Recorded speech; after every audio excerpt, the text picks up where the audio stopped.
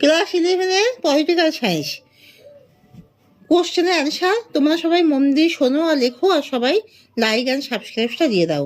Class 11-এর political science একাদশ শ্রেণীর রাষ্ট্রবিজ্ঞান প্রথম অধ্যায় রাষ্ট্রবিজ্ঞান বিষয়বস্তু ও বিবর্তন। তোমরা সবাই মন দিয়ে শোনো আর লেখো, আর সবাই লাইক অ্যান্ড সাবস্ক্রাইবটা দিয়ে দাও। সবাই মন দিয়ে শোনো আর লেখো। স্বাভাবিক অধিকার তত্ত্বের প্রবক্তা হলেন লক। রাষ্ট্রবিজ্ঞানকে একটি প্রগতিশীল বিজ্ঞান বলেছেন ব্রাইস। উদারনীতিবাদের জনক হলেন লক। পলিটিক্স কথাটি কোন শব্দ থেকে এসেছে? পলিশ। রাষ্ট্রবিজ্ঞানের আলোচনার দুটি বিষয়বস্তু হলো রাষ্ট্র ও সরকার। রাষ্ট্রবিজ্ঞানে রাষ্ট্রকেন্দ্রিক সংজ্ঞা দিয়েছেন গার্নার। কোন সালে প্যারিসে আন্তর্জাতিক রাষ্ট্রবিজ্ঞান সম্মেলন অনুষ্ঠিত হয়েছিল? 1945 সালে। দি পলিটিক্যাল সিস্টেম গ্রন্থটি লিখেছেন ডেভিড ইস্টন। রাষ্ট্রবিজ্ঞানের শুরু ও শেষ রাষ্ট্রকে নিয়ে বলেছেন গার্নার।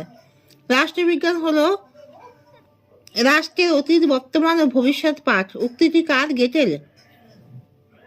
রাজনৈতিক সার্বভৌমিকতার জনক হলেন লক। আইনগত সার্বভৌমিকতার জন্মদাতা হলেন হবস। রাষ্ট্রবিজ্ঞানকে বিজ্ঞান বলার পক্ষপাতী ছিলেন অ্যারিস্টটল। পাবলিক ওপিনিয়ন গ্রন্থটি কে লিখেছেন? লিপম্যান। কে আধুনিক রাষ্ট্রচিন্তার জনক? ম্যাকিয়াভেলি। মানুষ রাজনৈতিক জীব উক্তিটি কে করেন? অ্যারিস্টটল। অর্থশাস্ত্র গ্রন্থটির রচয়িতা হলেন কৌটিল্য। রাজনীতি হলো একটি সর্বজনীন কার্যকলাপ কে বলেছেন? Alan Ball. রাষ্ট্রবিজ্ঞানকে শ্রেষ্ঠ বিজ্ঞান বলেছেন কে? অ্যারিস্টটল। বল নয়, জনগণের ইচ্ছাই হলো রাষ্ট্রের ভিত্তি। উক্তিটি কার? টি.এইচ. গ্রিন। রাষ্ট্রবিজ্ঞান কথাটি প্রথম প্রয়োগ করেন কে? লিবনিজ।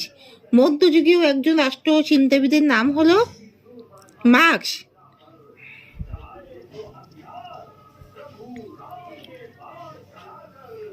একজন প্রাচীন রোমান রাষ্ট্রচিন্তাবিদের নাম হলো পলিবিয়াস।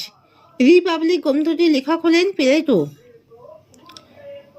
কমিউনিস্ট ম্যানিফেস্টো রচয়িতা কারা? মার্কস ও এঙ্গেলস। জনগণের সার্বভৌমিকতা তত্ত্বের প্রবক্তা কে? দার্শনিক রুশো। দ্য লেভিয়াথান গ্রন্থটির রচয়িতা কে? দ্য লেভিয়াথান গ্রন্থটির রচয়িতা টমাস হস। দ্য লেভিয়াথান গ্রন্থটির রচয়িতা টমাস হস। দুজন